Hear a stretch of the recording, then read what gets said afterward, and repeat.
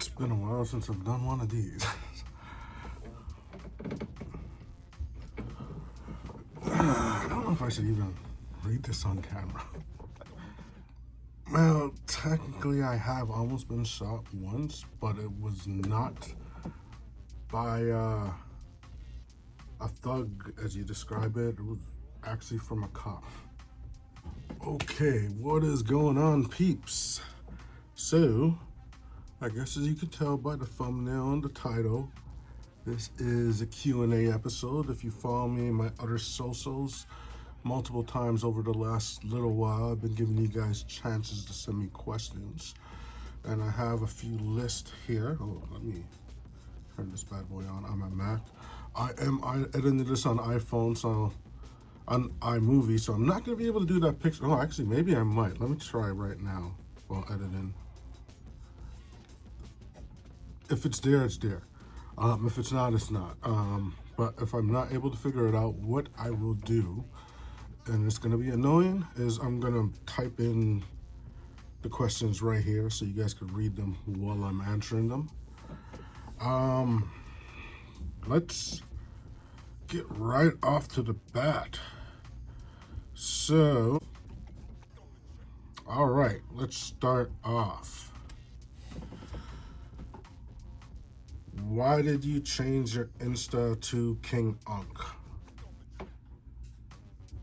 Well, I don't know if you watch my YouTube videos, but I've actually declared that I am King Unk now. The Tony Montana name. And here's the thing about it. Tony Montana is a nickname I had since I was like 19. That name, I guess you would say, was cooler to my generation. My generation's in their 40s and in their late 30s now. We aren't the ones on social media.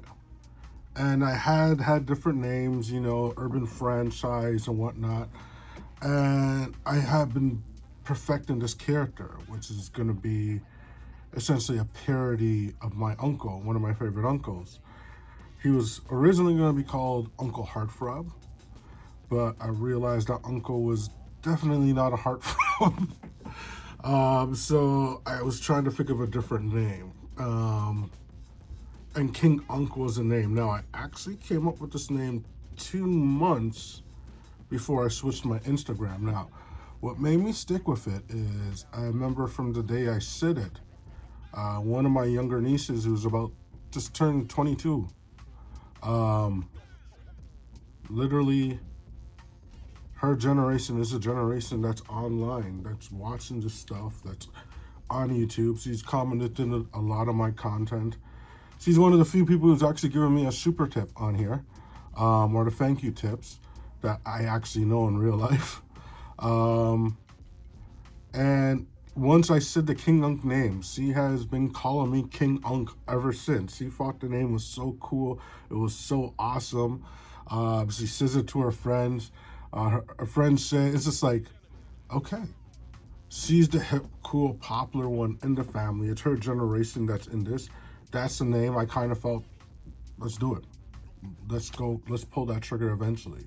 And it sounds cool. King Unk.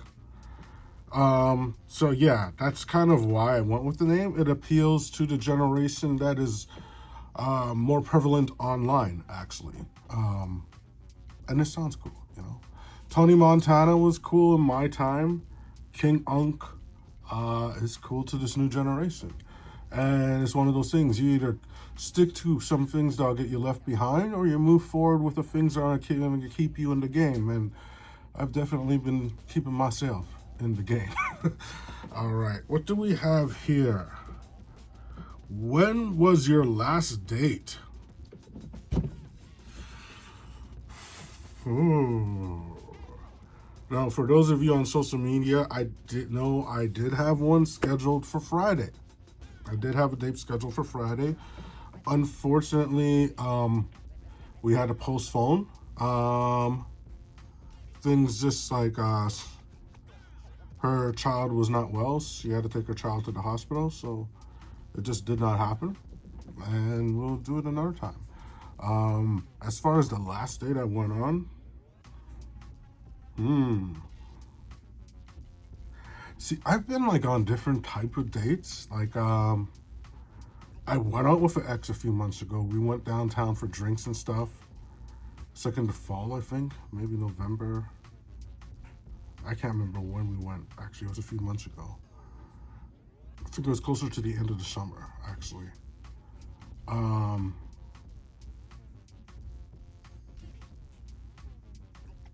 but it was just like I knew she was moving away from Toronto, so I don't know. As far as a date with intent, what I kind of saw as a date with potential,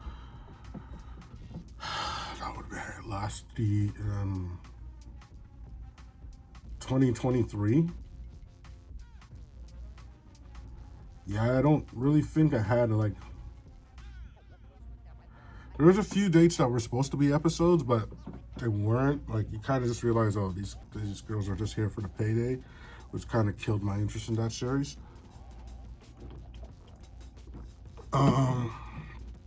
But my actual last date would have been going to see Aquaman at the VIP theaters in 2023, I believe. Yeah, I believe that was my last date. Aquaman in 2023. What is my ideal type?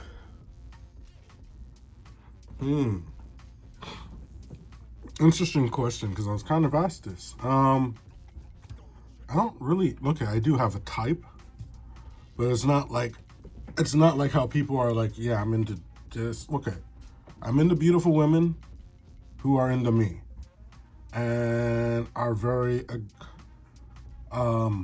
much into me, uncontrollably into me, that make the first move. Yeah, that's what I'm into. Beautiful women that are into me. No particular race or anything. Although I do love accents. I absolutely love accents. A woman with an accent, oh my God. Heart melts every time. I love accents. Definitely a woman who cooks and cleans, that's always good. But it's very hard to describe. I've always been a really shy guy. So I'm definitely not going to make the first move. Doesn't matter how drunk I get or how much weed I smoke, I am not going to make the first move. But if the girl kisses me first, oh man, I'll make every other move after that. As long as they make that first move, I'll take control from there. And then every other time in the future, I make first moves after the first time. But yeah, it's a woman who's really into me, really wants to do stuff for me. That's my type. What is your main occupation? What is my job?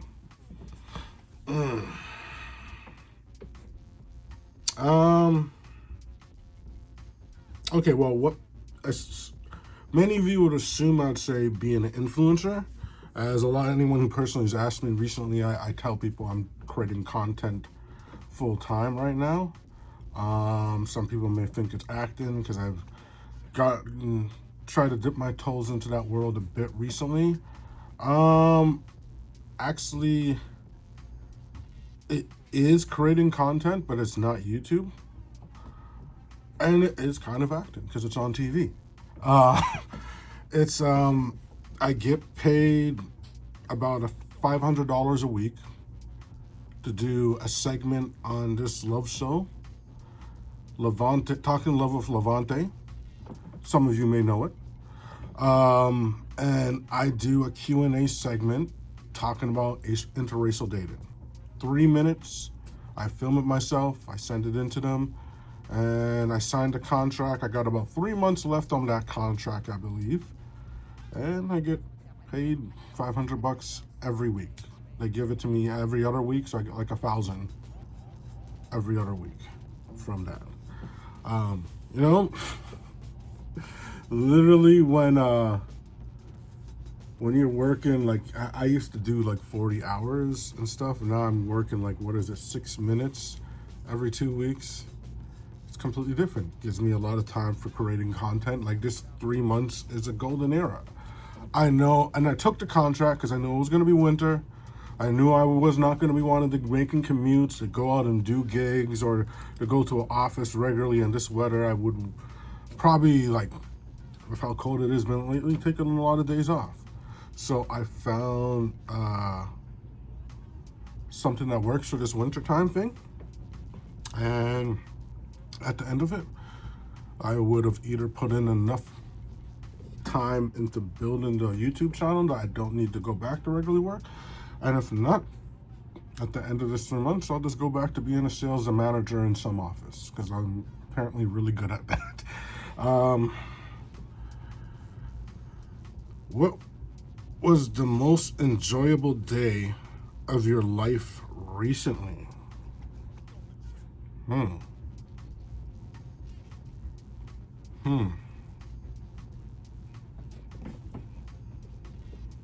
Right. I don't know if I should even talk about that on camera. No, that's correct. I'll tell you guys anyways. I was, okay,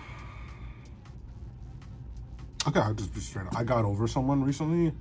I was very interested in someone and it did not go the way I expected it to go. I thought it was going to go a different way. And I got over them very fast. I just kind of feel I didn't really like the way they treated me after how I expressed it. Before I expressed it, they were very nice to me, very sweet to me, very understanding to me to a degree. Although despite the fact I've never really asked them, a lot of them to be understanding of, but it's like as soon as I expressed those feelings, they changed and started saying a lot of hurtful, mean things. And it just made it very easy to move on.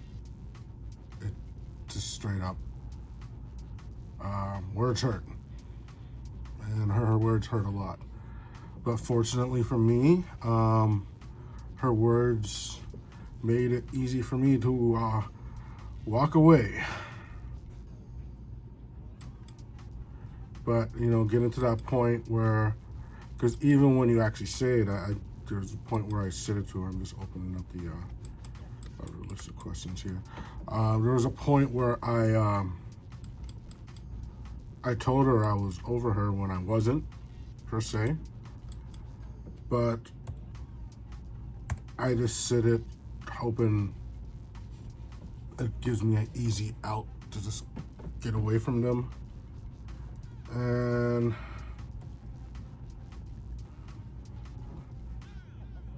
that point, it wasn't long. I'm one guy who, any of you who followed my old channel, you've seen me crying in every video and for months, years over women from my past. It was like a week of me being, week and a half or so of being out of energy, not having to think about her, not having to speak, because it's like, it was messed up because it went from me being always so happy and excited to when I saw her name pop up on my phone on WhatsApp or Messenger or Insta or whatever, to like when I saw it, I'd get scared. I don't know what I'm gonna open here, whether this is good. It would I was scared of how much it was gonna potentially hurt me. So just like getting past that, having them out of my life, and just having that moment was like, yeah, I'm over her. Because I am very much in the past the type that would hold on way too long, and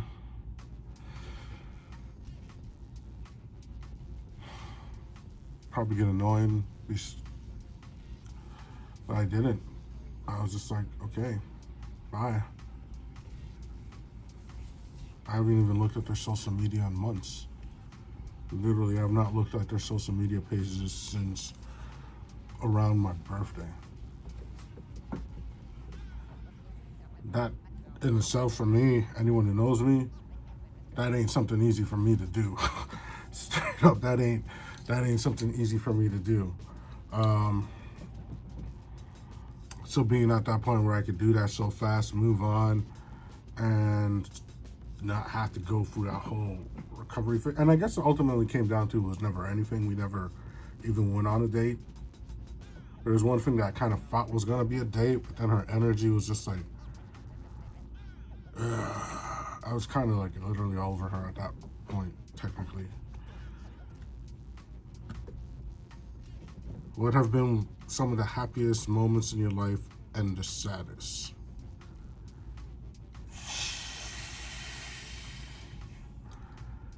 Obviously, that one I just said. Happiest moments and the saddest.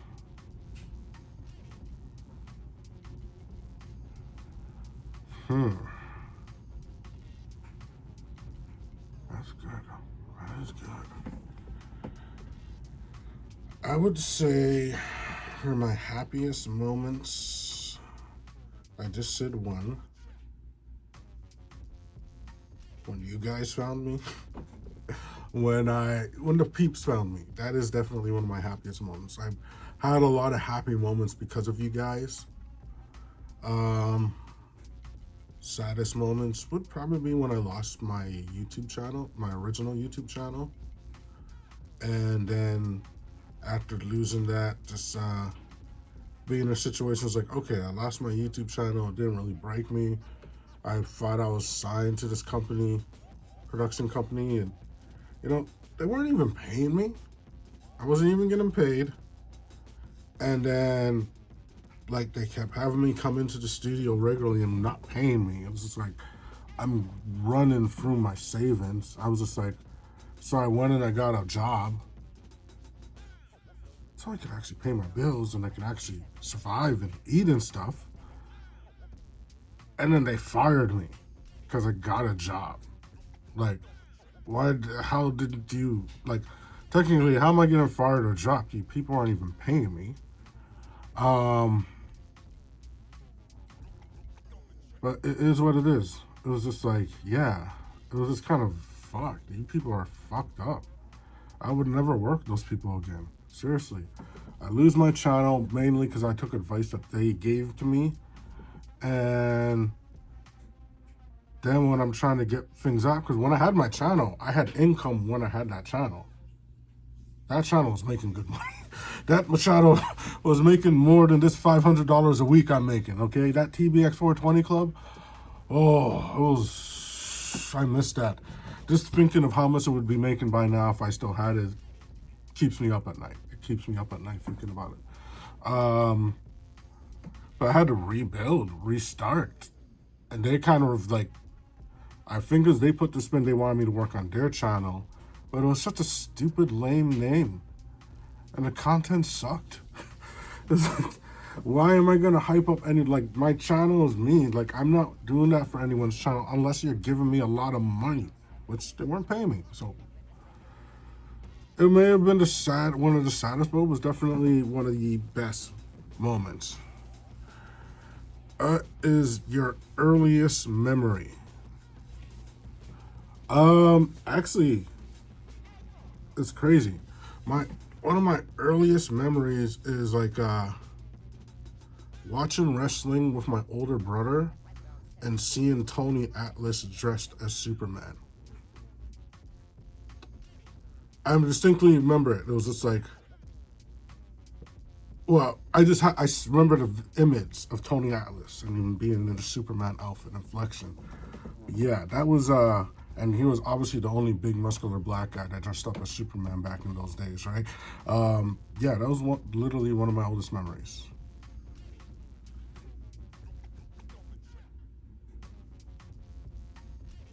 When in life have you felt the most alone? I think all of last year, 2024. That was a very hard year. Very, very hard year. but I did so much. See, 2024 was essentially the year where it was make or break. I could have broken at any time, but I kept going. I kept building this channel. Look at the numbers we're at right now. If I just gave up, I would still be at, like, where was I at the start of 2024? Maybe like 10,000 or something, 10,000 subscribers or something last year. Now we're at like 46,000, 45, 46,000.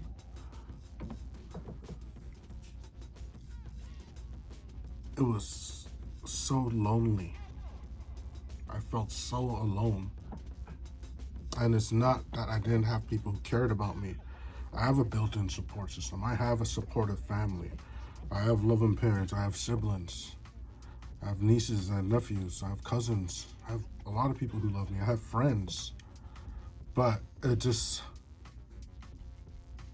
none of them are doing this. They don't understand this. They aren't in this world. I had no one in this by my side. It's like you need that person who's living this with you. To be by your, like, as much as any of them try to support me, it will never be enough. And I never had someone that I was doing this with that was giving me the support I needed. And it just sucked and felt so empty. Fortunately, after going to a few influencer events in the summer, I have met some really cool influencers. I'm getting slightly some of them, although a lot of the ones I met don't live in Toronto. So, but we do a creator happy hour every few Thursdays where we drink together on Zoom. So I am kind of getting that support, but just like ultimately, that was definitely the loneliest time. I know you live in a bad neighborhood. Have any of those hoodlums or thugs shot at you?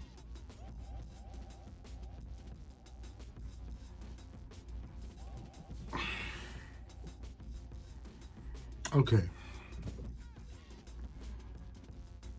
I've technically almost been shot once. That was by a cop, not a thug, as a hoodlum, as you put it.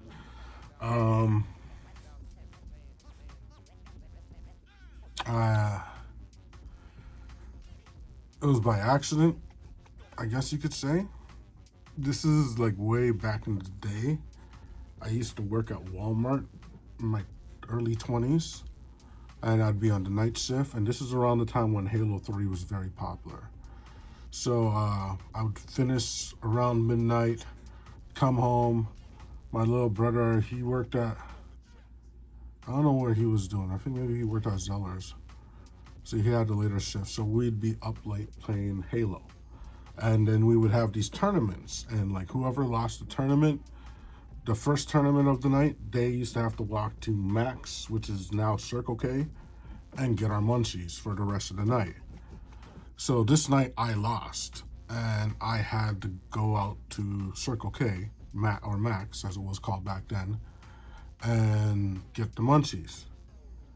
Now, my neighborhood, technically, I guess you could say there was a time where it was a bad neighborhood, maybe more when I was a kid or a teenager, but parts of it when I was a teenager, I never hung around here. I remember there's this person I knew when I was younger who was always in and out of jail, and they said something that resonated with me, is they never piss in their own pool or shit in their own backyard.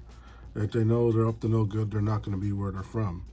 And it's not to say I wasn't up to no good, but in my party days, I just kind of stayed away from here. I went and did my dumbass stupidness in other neighborhoods in downtown. So to me, seeing a cruiser in my area, I saw a cruiser driving up and down. And I was like, oh, damn. And it kind of reminded me, there's this area called Eglinton around here. I used to hang out a lot, and cruisers would regularly harass you there. So I'm just like, damn, am I actually going to be harassed here in my own neighborhood for the first time? So I'm seeing this cruiser going up and down the street. And as the cruiser's going up and getting close to the store, now I see this short, bald, white dude running out of the store. And then I see him, like, when he sees the cruiser, there's these, like, bushes. And he goes and he puts something in the bushes. And then when he sees the cruisers just go by, he goes and he grabs whatever he put there. And then runs off. I go into the store. I get my snacks. Now, I could see that the guy in the store is kind of flustered. He asks me how I'm doing, but I never ask it back. I kind of feel bad. Maybe he was waiting for me to ask him back for him to tell me what happened, but I had no idea if something had transpired between him and whoever was in there before. Oh, I just lost my page with the questions. There we go. Then I'm walking home. At this time, I had the iPod Shuffle. That's going to date me to a lot of you. It was the little tiny iPod that was like this big and it would clip on, but the battery life wasn't great. So I'm just listening to my music, walking home, and the battery wasn't great on that. And it was just like when you're listening to music, just sometimes the music just cuts off, the battery dies. There's no display screen, so you have no warning of when it's going to happen. So my battery cuts off as I'm walking by. There's this bridge, just walked over this bridge close to my area. About to walk by this place called Wind Garden. And it's the second the battery dies, I hear, put your fucking hands in. I hear, I should put your fucking hands in the air. And I turn and I see a cruiser like in the process of stopping, but the cop has the gun pointing at me through the window before he even gets out of the car. So I put my hands up in the air. And they come and they ask me where I'm coming from. And I said, I'm just coming from Max. I was just buying some snacks.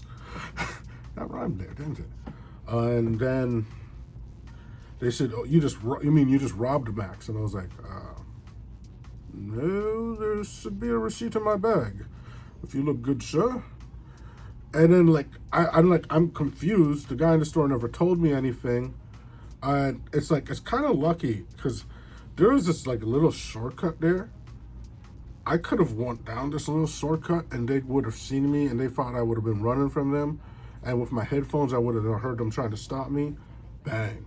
And then if my battery didn't die right there, he had the gun on me and he was like repeating, I said, put up your phone. I could have been bang. And who knows whether they would have get a death shot or not. But like, this exchange is going back and forth and I'm like legit think I'm getting pranked. I'm like, I know I don't do nothing wrong. I'm not no criminal. I went to work tonight. I was working the late shift tonight. I was working at Walmart. I have a job. I have savings in my bank. Why do I need the friggin' Rama convenience store? And I actually had cash in my wallet too. I've always had cash. Well, back then at least. And then like I laugh. I legit start laughing because I think this is a joke. They get mad, handcuff me. I've been handcuffed before, and times where I justifiably was getting handcuffed was nowhere close to as rough as it was this time when it was them making them. They were rough as fuck when they handcuffed me. And this guy who had the gun on me, he did not take it off of me.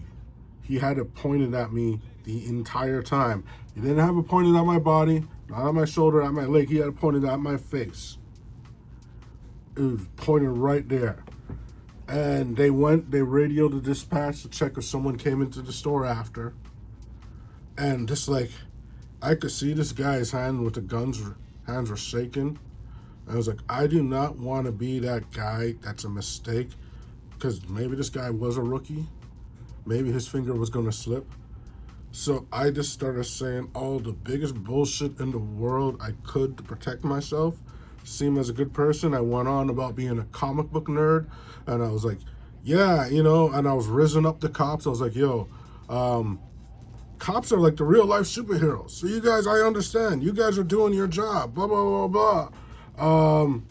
Then the other cop came and like, I noticed me saying that stuff the guy stopped shaking and he kind of calmed down a bit. And then the other cop came and he confirmed that someone else came into the store, blah, blah, blah. The guy with the gun, he put his gun away He gave me his badge number. He apologized. I could tell legitimately in his eyes he did feel bad. And I said, I understand. You guys are just doing your job. I walked away. Did I tell them what I saw with the dude running and putting the thing away and the direction he went? No, I did not. I ain't no snitch. Maybe younger me was, but not older me, especially after he pointed a gun at me. But yes, I almost did get shot once. Just for some sour gummies, microwavable burgers, and a few sodas, and I think M&Ms. Yeah, peanut M&Ms. You guys would have never got to know me. You guys would have never got to see me.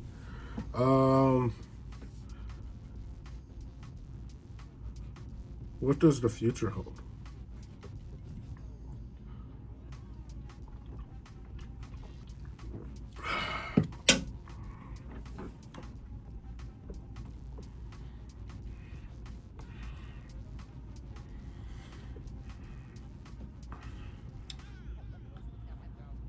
Greatness. Greatness. There's a lot of greatness coming. I have a lot planned. I have a lot in the works. A lot of big events that we're going to be doing. We're going to be part of. There's a lot of events that we're going to be going to. I've been talking to a lot of amazing talent to collaborate. Big Back Tuesdays. You're going to start seeing some new faces with me. Obviously, it's really cold right now, so I ain't really traveling anywhere to do that. But as soon as it kind of warms up a bit, hopefully it was Groundhog day today, and hopefully they are correct and the warmer weather is on its way. But yeah, we got a lot going on. Me and my brother has some big plans with our characters and our entities, and you guys are going to see us in multiple types of format, not just live action. That's what I'll say. Not just live action and not just YouTube. Stay tuned. Where did I grow up? I grew up in Scarborough, in Toronto. To be exact, I was in the Malvern community. I hung out here as a kid. As a kid, I didn't go outside a lot. My parents were overprotective.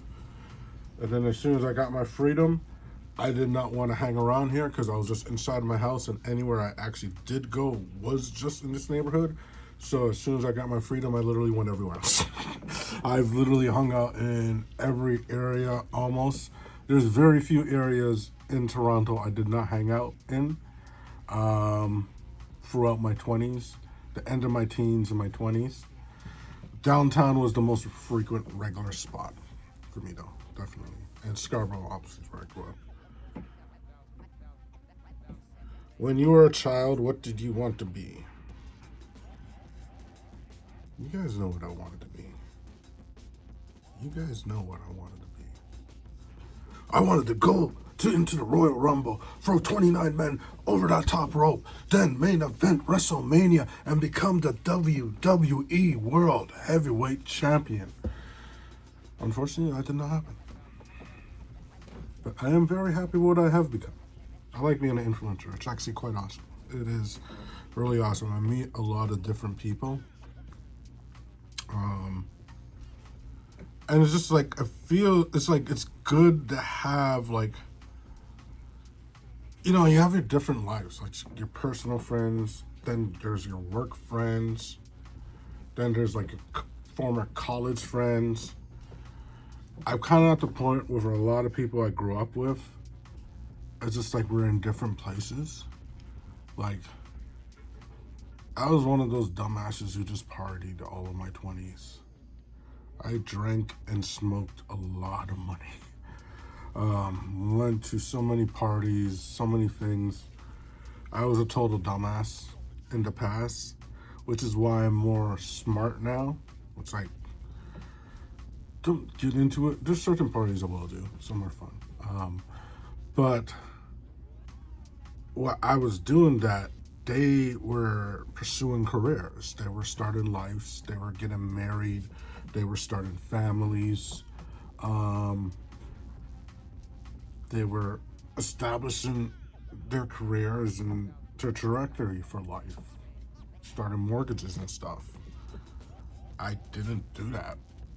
I'm probably gonna start doing some of that now. I essentially kind of, I mostly did general labor. And it doesn't matter how good you are at general labor, it's not a career, it's just a job.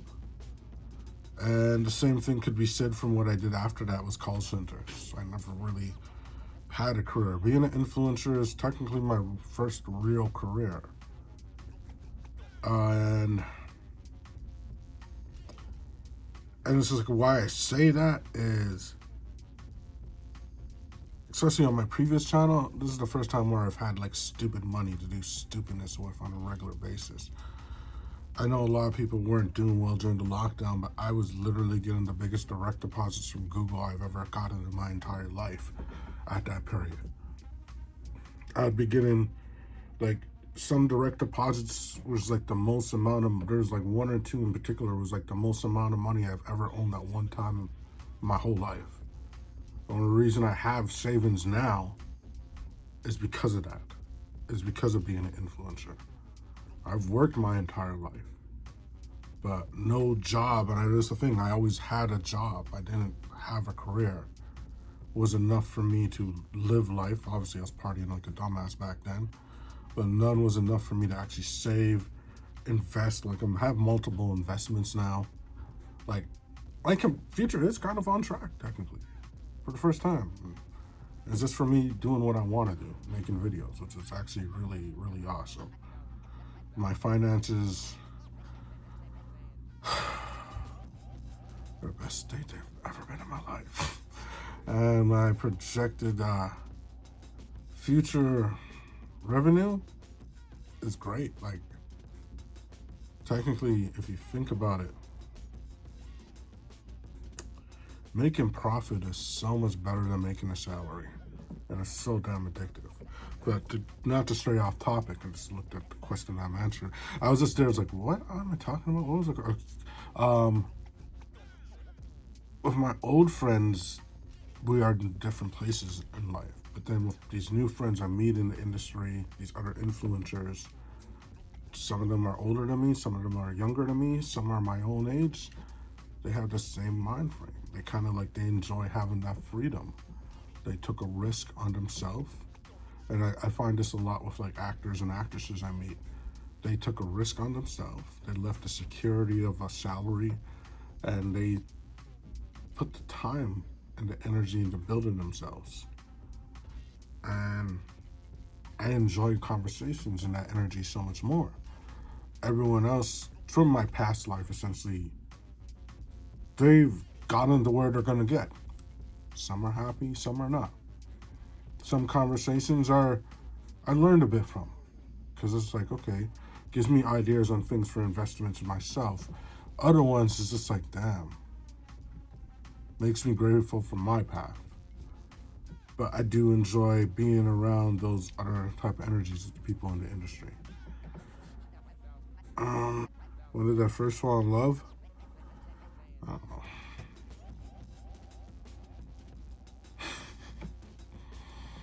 I fell in love so much in my youth. I don't even know there was ever a time where I wasn't in love with someone. There was always, anytime I was anywhere where there was an attractive female, I was in love.